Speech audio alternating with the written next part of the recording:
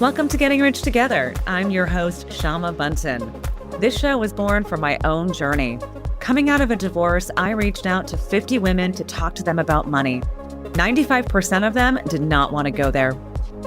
That's when I realized we need spaces where wealth isn't hidden in silence, but shared in possibilities. Here, you'll meet women from all backgrounds, trailblazers, risk takers, visionaries, each expanding what wealth can look like. This is your place to be inspired, to discover new pathways, and to remember that we rise by building wealth together. Getting Rich Together is a Wealth Catalyst production. At Wealth Catalyst, we bring together education, networks, and great opportunities for women to build wealth and change the world. Now, on to today's show.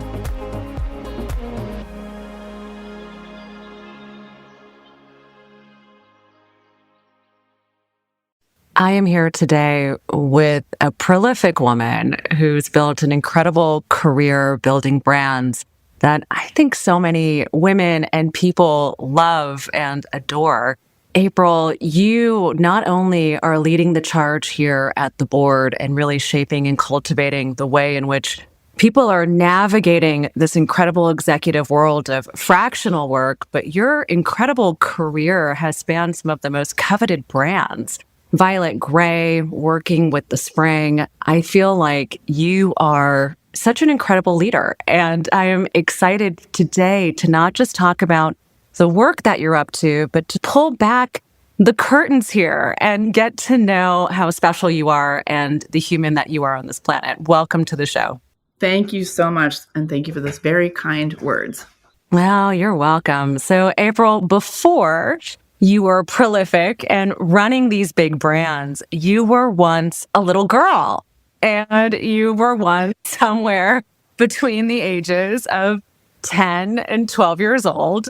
I would love to take us back to a young April. Was she already playing with red lipstick at a young age? Was she a tomboy? Where was she growing up? What was the life like around you? And what was money like?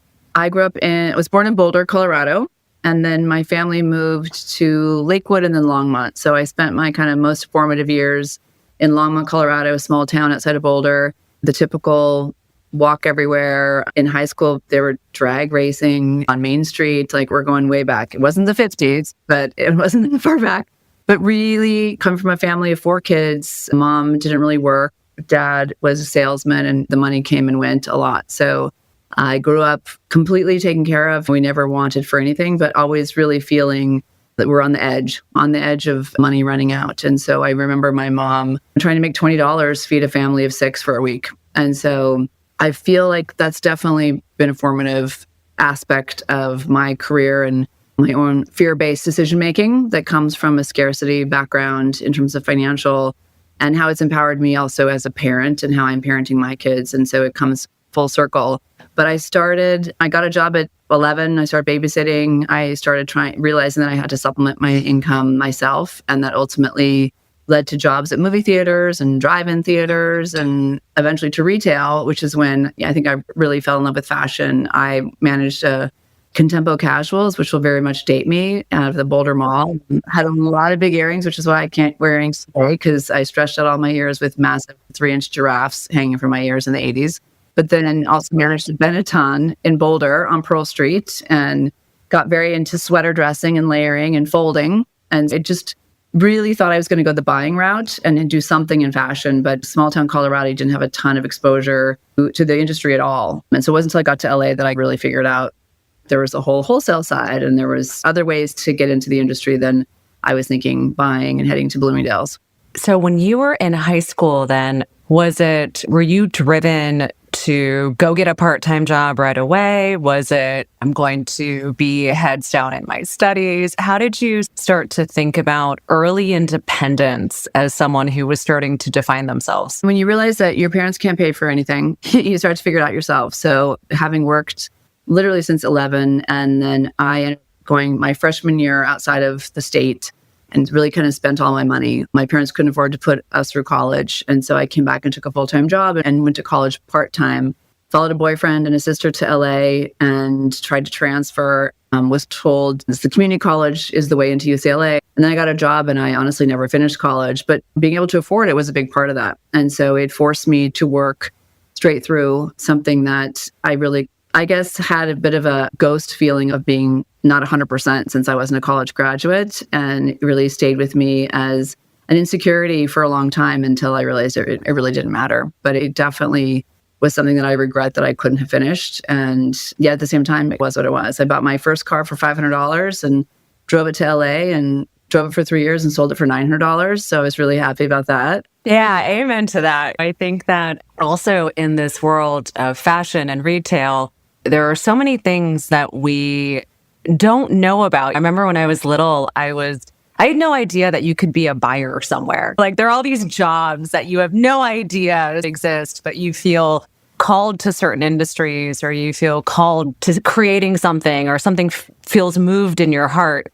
How did you start to anchor yourself around, I know the industry or the type of work that I want to do? Did it happen as you were having these working experiences? Was there an aha moment? What sort of started to codify for you that you were following into an industry or in a direction that you're really passionate about? I always loved clothes, and having worked in retail, I spent all my paycheck back at the store. That's what you do. And knew I wasn't a designer. I took some home ec and wasn't able to sew my way out of a pair of orange culottes. And so it was clear that wasn't my path. And my dad had done sales. And funny enough, because of the financial challenges, I was just like, I'll never do sales. This is not a secure job. And those were commission only type companies that he was working for. And so funny enough, one day I'm the head of global sales and strategy. And somehow I got there, even though I said I wasn't going to go that direction. But it's been always the people piece, I think. When you work in retail and you work closely with customers, and then you get to know managers and designers and brands along the way. And then when I got to LA, I figured out there was a wholesale business and I really wanted to work at a Spree and kept looking at the green sheet out of the California Mart, hoping that there would be a job available. And I ended up taking a job at a company called Karen Kane, which is still around. It's really in that bridge world. And started as a receptionist, and in 3 weeks was promoted into sales. And at 22, I was making probably $30,000 a year, which was about what my dad made, and feeling, wow, there's a whole other world here. And that's why I didn't finish college and stuck and stayed. And the downside for me was that fear of instability kept me at companies far longer than I should have stayed. And one of my regrets of not really trusting myself early that I could jump and move. And I really was like, but I have a 401k and I have health insurance and I'm just going to stay. And completely different times also. But at one point, I probably had a roster of about 650 specialty stores I worked with. And I really felt I can go stay at anyone's house in Wyoming or Utah or San Francisco, just building all these relationships. And when I think about it now, it really was foundational to how clearly where I am now, building a community model planted in the 20s of the importance of relationships and the importance of real human connection to do business, to grow and learn, and to really feel like you're having an impact versus transactional and selling somebody something. Because when things hit the fan, which they always do, it's the trust and the ability to navigate those based on deep relationships that help you work things through in a different way than if it's really kind of superficial. You know, what's interesting as I look through and see your prolific career, one of the things I'm so curious about is, as you were moving through your career, were there any inflection points financially, either where you said, okay, now I'm going to negotiate or ask for more or find these ways of starting to go, I know I'm really good at this, right? I feel like there's always a moment when you're like young and you're like, am I good at this? Can I do this? Is it possible? And then you go from that to, oh my gosh, I'm really good at this. And now I can start doing some self-advocacy and asking for more and maybe designing my life a little bit more. At what point did you, throughout your career, start to ask for more or start to think about your life more holistically? Sadly, much later than I probably would have liked. That I think it was that scarcity mindset that kept me feeling like just grateful that I have a job, just grateful that I'm here. And then I also was raised with that not being too aggressive mindset in that female generation and just working really hard and you'll be noticed. And then you realize eventually that's not how the game is played. You really have to raise your hand and fight for things. And it took me probably into my late 30s, honestly, to realize, okay, finding out what other people are making, finding out bonus structures, finding out things that you could ask for that you didn't know you could ask for. And again, it was a moment of really people playing it really close to the vest. Everyone was really gated. No one was really sharing salaries. And so you're negotiating pretty blindly. And I think that's changed in these generations where there's a lot more openness and willingness to help each other navigate those areas. This is before like big HR departments, and there was no real mentors, honestly, telling me what I should be asking for, what I should be making. It was always that negotiation of like, how much do you want to make versus how much does the job pay? And then not wanting to overshoot it or undershoot it. And it's just the most stressful freaking thing ever.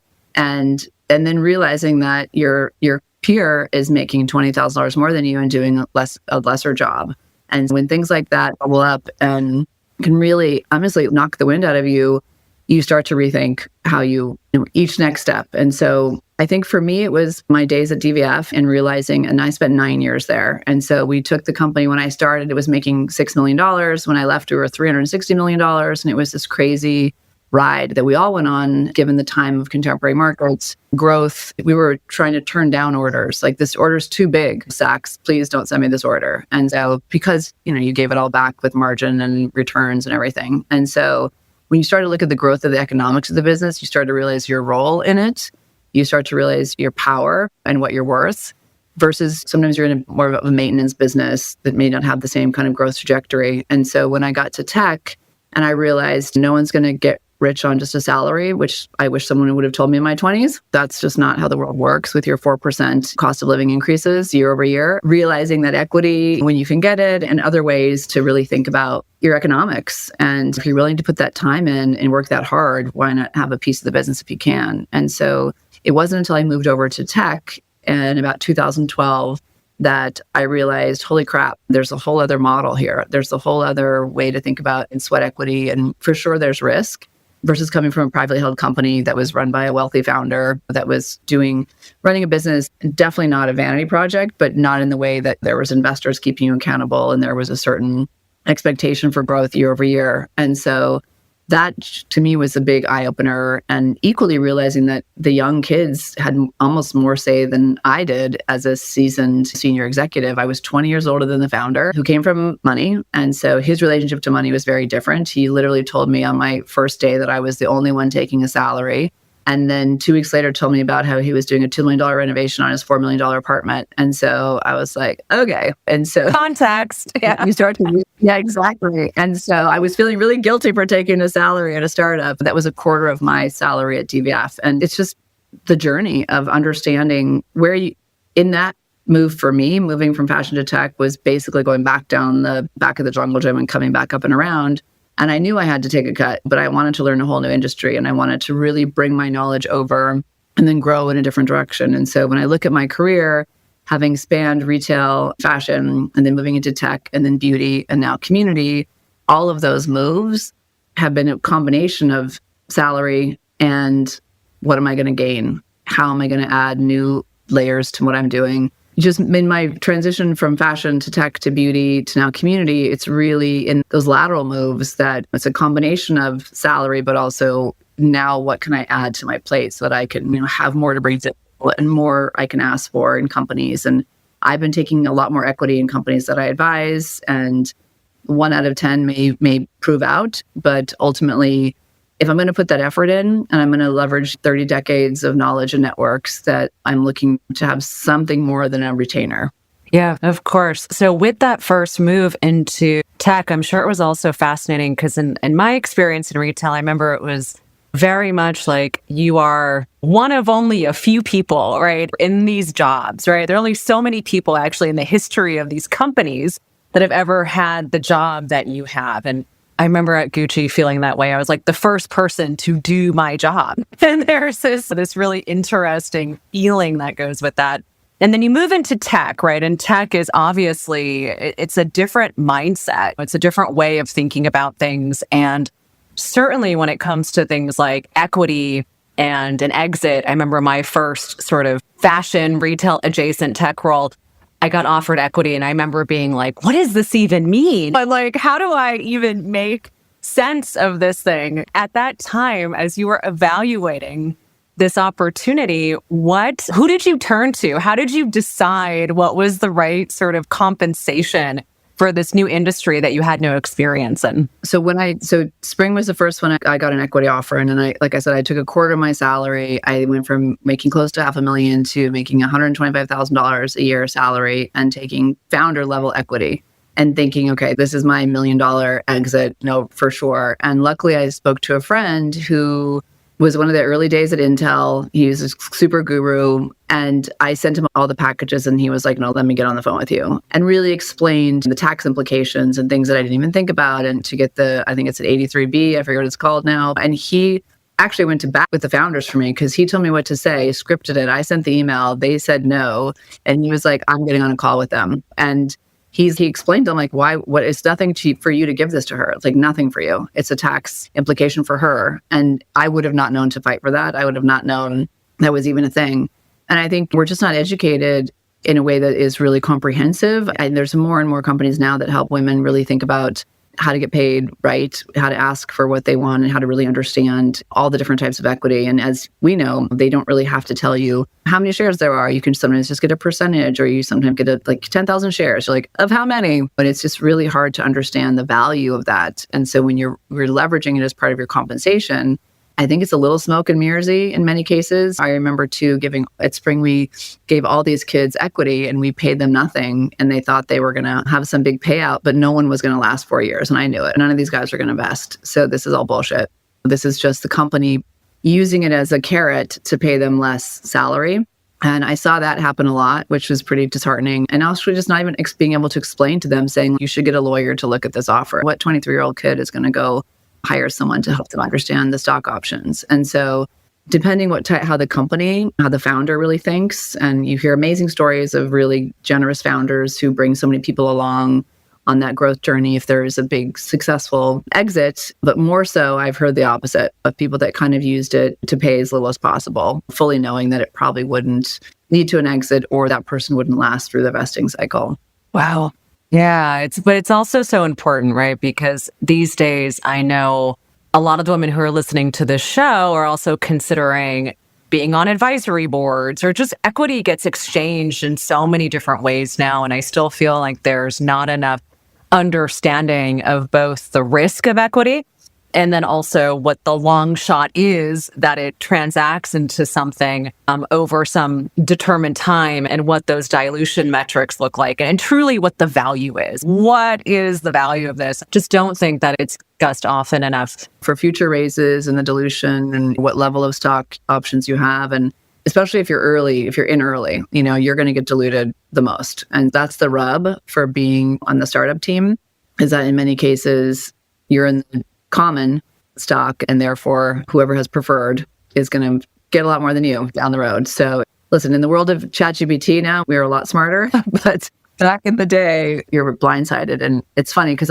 my daughter is studying finance at the University of Wisconsin, primarily because I was just like, this just can't be an Achilles heel. This has to be an area that you feel confident with the P&L, thinking through the economics, and equally looking at the structures in terms of venture and equity. And she's looking to go into finance. And it is a lot because we had many conversations as I stayed in leadership roles, and then as I built something on my own about how to structure and what to ask for. And she'll be my go-to down the road. I love that. The future. We're investing in the future. So then as you then decided to, obviously in your career path, you're a lifelong New Yorker in your career, and then all of a sudden decide to take an opportunity that then centralizes you onto the West Coast. And it's really clear that every place you go to, you bring with you your reputation, your ability to lead, your contacts. You are certainly a tour de force for any company that you end up touching, and you end up finding yourself in Los Angeles. How did you decide? And was it a family decision? Like, how did you decide at that time? Where were you in your personal life to say, okay, we're going to make a transition and a pivot, look to living somewhere else? And what made it worth it for you? So we were in Tribeca and we had about 80 acres up outside of Woodstock. And so we did the weekend warrior thing for about 19 years. And my husband was just super burnt out. We tried to live there full time. We put the kids in Woodstock day school right after I left DVF and was starting spring. So I would literally drop the kids at school, go to the Pine Hill Trailways, a bus station, put my keys under the mat of my car. And then my nanny would come up from the city, get into my car. I would go into the city and I would work 48 hours. We had rented out our loft in Tribeca and took a crash pad in Soho. And I would do a 10-hour day, go crash, another 10-hour day, and then drive back upstate. So after 7 months of that, we realized it wasn't sustainable. And I dragged the family back to New York because I was, like I said, all in. And so at that point, my husband gave me a 2-year window and said, 2 years and then we're out. And 3.5 years later, he said, I'm leaving with or without you. And so we started to look at the print. Like we tried to make upstate work. It didn't really work. It was too far to commute and started to look around Connecticut, et cetera. And we had met in LA actually. So I lived in LA in the 90s and I had a bunch of brand partners there through Spring, family. My sister had moved here. And so it just checked the most boxes over trying to stay as a suburb of Manhattan. And we landed in Laurel Canyon, which I joke is if Tribeca and Woodstock had a baby, it is Laurel Canyon. And so it definitely, there's a lot of ex-New Yorkers. There's my people. I'm a Boulder to Woodstock girl, very much into. There's a hippie culture that I really love. And so that just sealed the deal of where we could end back up. And you start to build your bubble. And so once COVID hit and I no longer was commuting 45 minutes to Hollywood for Violet Gray, it just became really magical to be in the canyon and to have a lifestyle that is the weather that is here. My back door is totally open right now. It's in the 70s in October and it's pretty great. Not saying the fires wasn't a bit of a concern of like, how sustainable is this bubble? But for me, it's really where I had a little bit of community. And then I'm on the founding team of I'm a Voter and really jumped into some advocacy work early after Mr. Trump was first elected and really thought about how do we, if I can sell lipstick, can we sell voting? And so this idea of can we make voting cool so people do it? And we set out to build a nonpartisan nonprofit. And that was a side hustle for about 28 of us. And that was me calling brands and saying, hey, and I remember I went to Fashion Week with a stick with a pin that was like, I'm a voter.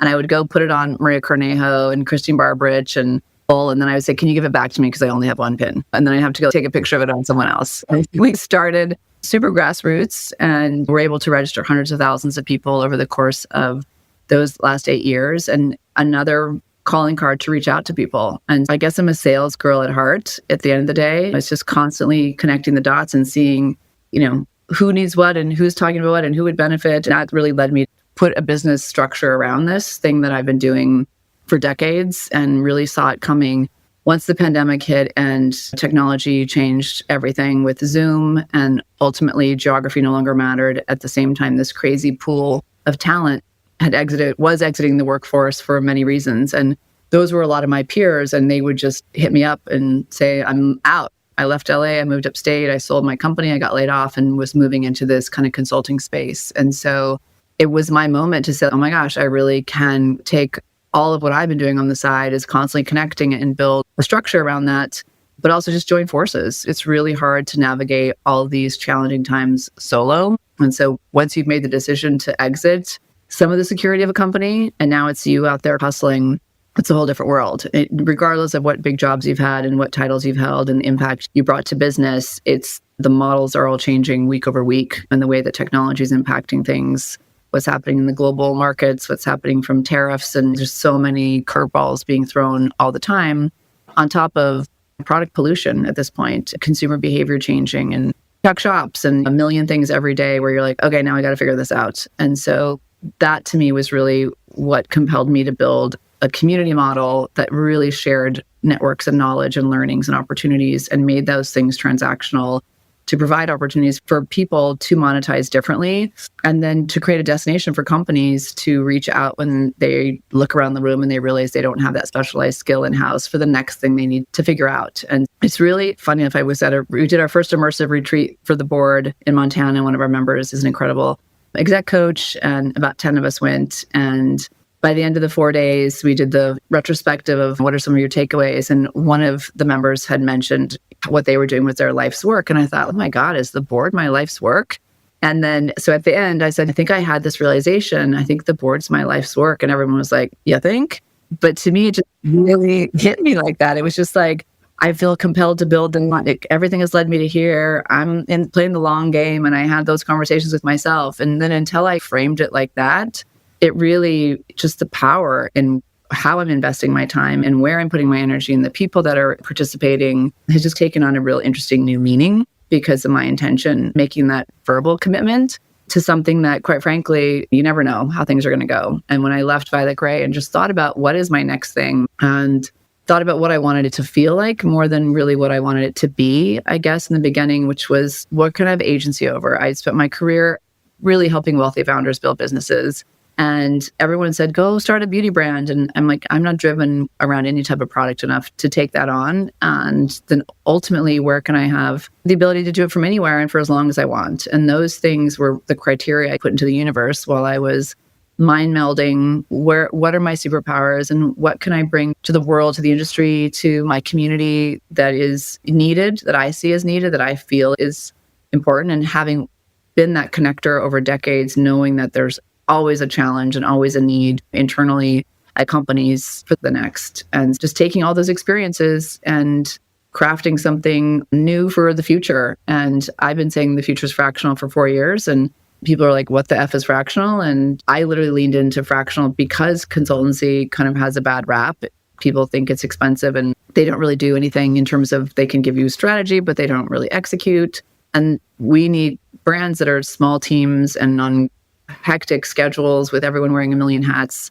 They need execution as well as direction. And so the fractional aspect really encompasses that more so than somebody freelance or someone consulting in terms of just the vernacular, but that in purpose, it is about a fraction of their time for the fraction of the cost. And yet it's the whole human, it's all their knowledge, all their networks, how they really would assess the situation. And this is really where I think the future leads for companies, where we've gotten really bloated in terms of org charts and hierarchies and managed layers of management that really prevent growth a lot of the time. There's so many politics that come with that. And yet if you're too lean, there's real burnout that can happen. Marrying the needs of the senior C-suite that is tapped out of the way it's been done, connecting them to companies that can really leverage, benefit that from that experience that they have. But knowing that it's all changing, right? None of us can go pull something out of our toolkit from 8 months ago and re-employ it with the same results. And so the type of people that I think really thrive in this environment are those constantly upskilling, reskilling, looking to the future, excited, curious, having jumped around a bit in terms of different industries. They bring so much value to the table. And that's what I'm excited to be the bridge for. Pause for a second. If you're not already on the Wealth Catalyst Substack, you are missing out. Over 20,000 people have subscribed, and they are diving into stories, strategies, and money expanders you won't find anywhere else. Join us today and keep fueling your wealth journey. Check out the link in the show notes. Now back to the show. I love it. So let's take me back to 4 years ago when you're deciding to do this. You opened up earlier talking about how your father was in sales, feast or famine, highs and lows. Clearly, you built a very stable career on a very strong reputation with some predictability, right? When you're in the C-suite and companies want to hire you, you get to be the chooser and decide where you want to go and how you want to take your talents forward. Then all of a sudden, you decide to start something, which is obviously a little bit less stable. It's a little bit less predictable. It takes a little bit more time because nothing's formed. There are upstart costs and expectations, and all of a sudden, you move yourself from building great businesses for wealthy founders to now being the founder and taking a big risk and a bet on yourself. How did you internalize? And then also, was it a family conversation? How did you guys decide this was the right moment to do this? And how did you start to think about planning for that? Was it financial planning, emotional planning? All right, let's give it a go for 6 months. What were some of the early building blocks to getting this going? And where was your family? And how old were you 4 years ago to launch this company? Well, I'm 58, so you can do the math there. But it was one of those things too, where you start to look at, because I stayed many years at places for way too long, I was kicking myself that, I should be further ahead by now. I just idled. I just coasted in certain places because it was the devil I knew and I could manage it and it was safer than being out there. And so I think the pandemic really was that shakeup that was just like, life is short. Like you can't coast anymore and things are really uncertain and things can change overnight. And so that was one aspect that allowed for more risk. And ultimately, I started to pick up some consulting gigs and I was like, oh, wow, I could actually maybe make more consulting than as a CEO. I started to get monthly retainers and was working with cool brands and pulling a team in and not losing the ability to collaborate, which is what I love about the board model, is being able to build dream teams for companies that are almost like you're making a movie, right? You don't have everyone's not sitting on staff waiting for the film to come in. It's like when you get the project, you get the best director, the best art writer, the best actresses, and you go. And so that started happening organically. I initially had a co-founder, Anita Gatto, for the first year. And so it was the two of us, and there was a bunch of people. We were just, Jesus Christ, what's next? What's happening? Everybody was navigating fallout. Some people their businesses closed overnight, like literally shut down if you had a physical business. And so we had a few roundtables in my backyard with a few people that were coming out of agency and just talked about like, how do we just join forces? And so it organically started to take shape, but we started to get clients pretty quickly. So we worked with Monday Hair as our first client, two girls out of New Zealand. It's gone to be like, it's a massive company. And they were launching during Black Lives Matter. And it was very much these two beautiful girls in pink and white. And we were just like, this is not going to resonate. And so we realized, again, we have the value we can bring to companies that aren't in America and where we can show up and do everything here that they don't have boots on the ground. And it just started to open like my eyes to this potential. And we worked with Farfetch early on too, which was just a friend of mine who at the time, Holly Rogers, was the chief brand officer. And she called me to say, what are you doing? I had posted about the board and literally every single person, dude, what the fuck is the board? Do I need it? Do I want to be on it? What is it? And it just started really organic with just people calling me the minute I posted in LinkedIn that I was doing this thing. And so it just became clear that there's something here. I did not know what yet, and I didn't know where it was going to go. And we moved to paid membership after the first year. And that's when I really started to think, okay, I need to think about monetizing. I need to think about recurring revenue. I need to think about really building this. I played with, can I build this on a DAO? Can membership be equity? Like, how can I really build a true modern collective and workshop things with members? And it was just a really amazing experience to co-create a business together with people that were starting to think about the what's next. And I just knew I had to double down. And my husband is he's really just great. It's your turn. He's like, go. And I remember one night I was sitting at the table. I was first started working my dining room table because my husband had the office here. And I remember working 11 o'clock at night on a Saturday and my daughter came by and said, Mom, I'm so sorry that you're working so hard. And I said, oh my God, I'm having the best time. This is the first time I've actually built something for myself. And that was just this aha moment of, I'll go. I've been working probably 80-hour weeks for 4 years, which I'm slowing down on that. But when the momentum is there and the passion is there and the people are coming and the calls are coming and everyone's, what's happening? What are you doing? It just felt like this real moment. And while I kept saying, I'm not quite sure what I'm building yet, I just know there's something really powerful here. And each conversation reinforced that. I think I've talked to 2,500 consultants and probably 600 brands over the last 4 years. I was literally doing 30 phone calls a week at one point, like 30-minute Zooms, and it's bonkers. And my husband would say, like, how can you get on the phone with the same level of enthusiasm for 10 hours a day? And I was like, I don't know. But each call is, oh my God, I'm meeting someone who's super interesting and doing something really, or sharing a really heartbreaking story. And so the humanity of it, to me, is what the glue is. We're getting in a world that's more and more divided, and we're all on screens and we're Zooming. And it's, to me, the human piece that is slowly going to be taken away with some technology, but it just becomes that much more important for our mental health and our ability to really thrive. And so I feel that in every conversation I have. And I'm so grateful for the trust that people have put into me who have joined our community. It's like, hey, give me some money and come along and see what we can do. So it was like a really, what the heck? And so people were like, I'm in, let's go. And it's really come from that place. And it's amazing when I talked to someone, one of our members who joined recently managed like $42 billion at Google. And she was always the only woman in the room, and she has young kids, and she's, I am done. And it's okay, what's next? And what she's wanting to build into. And being able to have a community of thought partners is so powerful in these transition times. And equally the generosity of someone who's going to say, yes, and by the way, I can make that introduction. Or, you know what, me too. And so that's the heart of any community, I think. And what I would recommend to everybody is join one, start one. Who do you surround yourself with? It's what you do too. It's like we start to organically build these networks. And then at some point you realize, wow, there's something really interesting and powerful here. And I feel like I've been an octopus, like slowly pulling people in and into this micro organism of the board. And then what is the ripple effect of all of our tentacles put together? And where can we build collaboratively and collectively, looking at white spaces, having 360 views when you're no longer inside a company really charged with keeping the lights on, you can have a different perspective.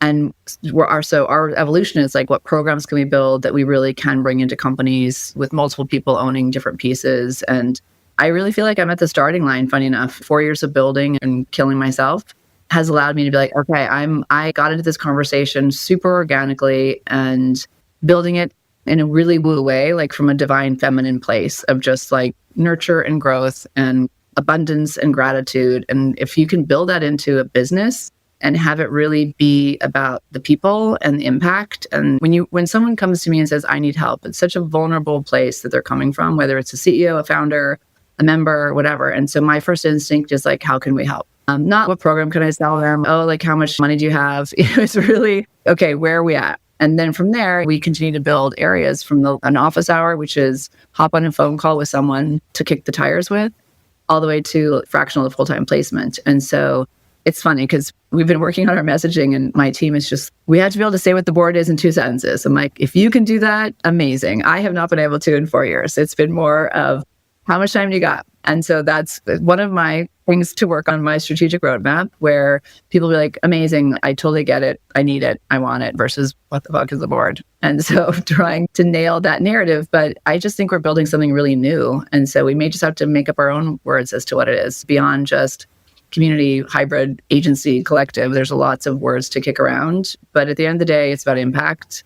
It's about finding ways that all boats rise, truly, and how can we help ourselves and each other and companies and build new ways of doing business. I love that. There's also something I think so powerful about not being a first-time founder in your 20s, right? There's a lot of wisdom and things that I think allow you to build something that's very thoughtful and that actually provides value, like real value, right? In a world where you just mentioned too many products, too many things, there's so much going on, but how do you build something of real value?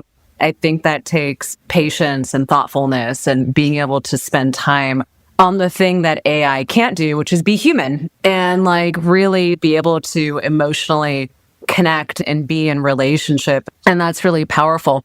How, obviously you're not just a founder, but you are a mom and a wife and you have this like beautiful life. And as you have now raised and have a family, what has that experience been like for you in context of obviously the life you were raised with or your childhood experiences are not the same as the way that you've been able to parent. And obviously there are, I'm sure, nuances or lessons or values that you really seek to impart or invest. And life is certainly different. What are some of those kinds of conversations and how have you sort of weaved through any of the values or lessons? What is it your family thinks you do? Are they all well versed in what the board is, or is mom working on her startup, right? What's the conversation like? My son's probably the least versed of it. My daughter, it's funny, when we moved here, I moved her going into 7th grade, and that was rough. From autonomous Tribeca, getting on the subway and going to Union Square for school, to Laurel Canyon, can't walk anywhere, doesn't know anyone. It was really rough. So she did 3 schools in 3 years and then petitioned. She sat us down and did a PowerPoint why she needs to go to boarding school and get out of here. And so she's a mini me in a million ways where she, just watches. And so at one point I remember when she was mad at us and she wasn't talking to me and I would drive her to school and she wouldn't speak one word in the car. And she'd get to school and she'd open the door and she'd go, oh, and get out of the car and then come home and cry. And I started to hand her my phone and made her kind of oh my God, can you read that text to me? And then I would bring her into the conversation. I'm like, and I said, how do you think I should react? Like, what do you think I should say? And she's like, oh my God, I can't believe she's what I would say. And it just started to bring her out of the shell. And she would text for me and we would really ideate through some things. This email just came in, back to it. What do you think I should do? And as when I was at Violet Grey. And I think there was a little exposure there of her getting out of her own head was my intention of she's so unhappy and she's struggling to find her people.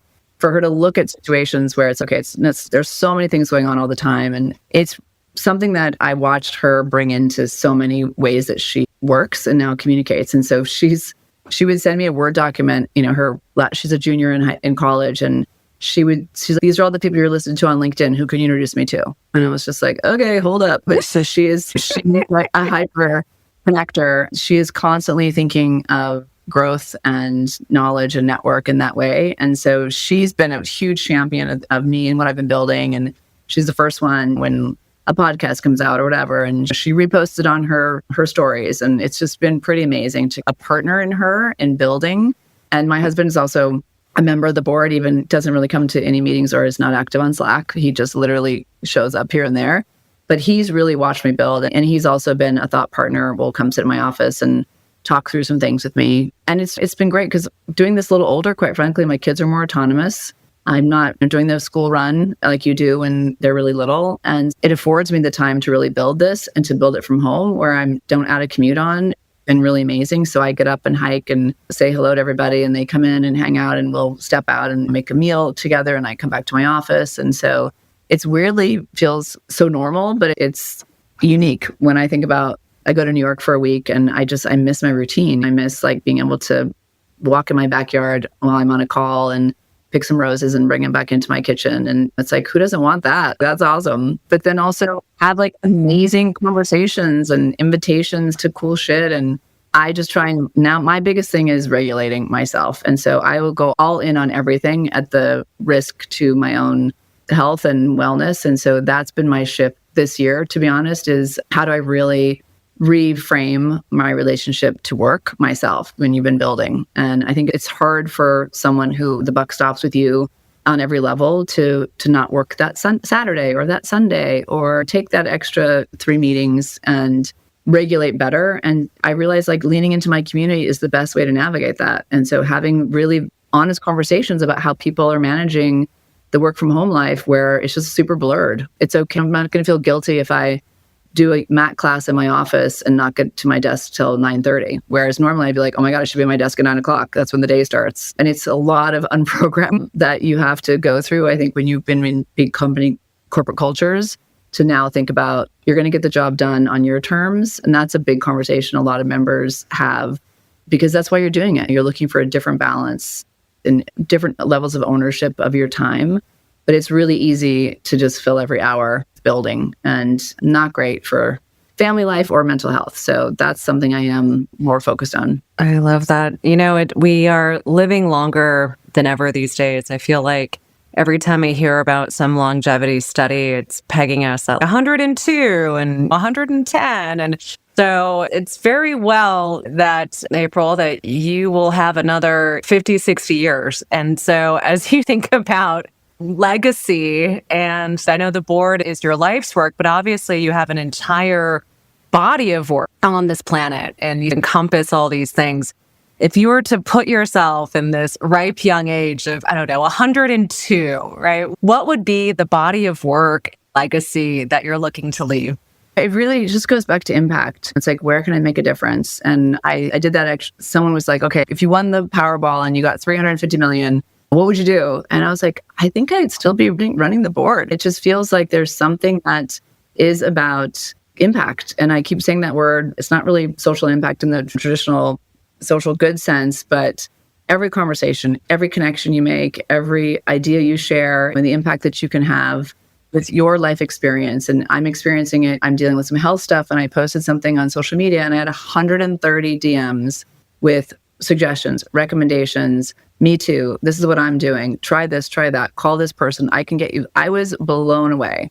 And I just thought, okay, guys, I'm not dying because someone just like a brand was like, can we send you something? And I was like, no, I was just alerting people to the fact that my stamina is a little low, but I was like, holy crap. And now what I'm realizing is to the theme of longevity, we're all navigating this World Health Organization approach to life now when you hit 50 and you are dealing with menopause and everything that comes with that. And it's not something that you see the beauty trades really cover. It's just all the stuff that starts to change and how there's really no answers. And you have to go on a solo journey through nutrition and through wellness and through, I think, a combination of functional and non-traditional medicine to figure out what is happening as we age. And sharing that knowledge is so key. And everybody's experiencing things. And the minute I say it, everything comes out of the woodwork of what people have been going through. And it's mind-blowing. And so I'm like, okay, how do I connect the dots there? I'm like, I'm going to take everything I was DM'd. I'm going to put it on an Excel spreadsheet. I'm going to share it across the board and have everybody add their stuff. But you just start to realize like this, literally, it's like, how can I aggregate this intelligence that was amazing of people that for years have been on their own journeys and have got their formulas and have figured out what works. And then I'm like, okay, I need to get all this in one place. And I think impact is that, right? Impact is sharing experiences. It's someone taking the lead and saying, let's all go. Or this is really interesting. And I just don't see myself stopping doing that. I think it's just how my DNA is wired. And what I am doing a better job of not helping people if they're not asking, because that was a big lesson. It's really easy when someone's talking to be like, oh my God, you know what you should do? Or you know who you should talk to? And then I'm giving myself 20 minutes worth of work. And so I'm literally sitting on my hands in some conversations, but I'm like, don't say it, don't say it. They're not asking, don't say it, which was great advice someone gave. And really trying to be intentional as to where I show up in those ways and vice versa. And when I'm asking for help, and it's so powerful. And doing that, I just don't see a world where it stops. My dad's 94. He's doing 400 push-ups 3 times a week. He's the one who turned me on to creatine, where he bought a bar to do pull-ups and he couldn't do 3. And then 2 weeks of creatine, he did 12. And so I'm like, okay, where's the creatine? So it's just like sharing information is multiple. I have 2 final short questions, April. The first is, obviously this show is about money, and sometimes it can take on a more somber approach when we think about savings or where am I or what am I building? But obviously it can also be really fun and really joyful. So my first question is, what is your most recent, most fabulous way in which you have spent your money that you've enjoyed? I grabbed my family, we went to Todos Santos at the beginning of the summer, and I just knew everyone's schedules is crazy, and we just ran for 4 days. And normally I'm the girl who looks at the budget and blah, blah, blah, and tries like, let's just go. And my kids were like, is it okay if I get a pina colada? I'm like, yes, everybody get whatever they want. You know what I mean? And it was just one of the first times I was just like, I'm not going to worry. I'm not going to care how much that dinner is and how much the car service was. And I'm just like, it was the first time I personally have removed the budget mindset from my brain, which can be a fucking buzzkill too. And so you don't want to be that person who was just like, but I just didn't come from that level of just, we're going on the $50,000 holiday. And those moments where I realized, you know what, the memories of this is so valuable and everybody having just an amazing time. And so more and more experiences is where I'm going to be spending my money. Truly, we've been to Morocco and Madrid and we've done some amazing trips. And I realized those are the things I think about the most. It wasn't the handbag, it wasn't the car, there's nothing material that sticks with you like the memories of a trip together. And as my kids get older, realizing how hard it's going to become to really schedule. So grabbing long weekends that are just because, I think, is what I'm most excited to invest in. Oh, I love that. And then my final question before I let you go is, our audience loves to rally around the women who are on the show. What is it you're calling in right now? What can we support you with? What do you need? I feel like just visibility is always great. Just the connections. We have a lot of amazing members really wanting to get in front of more kind of private equity potential partners to realize what a resource we can be across their portfolios. Not raising. I feel like building a membership model kind of allows me to bootstrap and have that capital I can reinvest in the business, but ultimately, where can we bring real value to the partners that really do also help their companies? When I talk to VC, it seems to be a little bit less of the way they think versus private equity. And I'm looking at how they've used operating partners in the past and what I know a collective of incredible operators can be in those environments. So that's something that's on my list to develop more and more of those relationships. Amazing. You got it. April, thank you so much for being here today. It was an absolute pleasure to have you. Thank you so much for having me. It was a treat.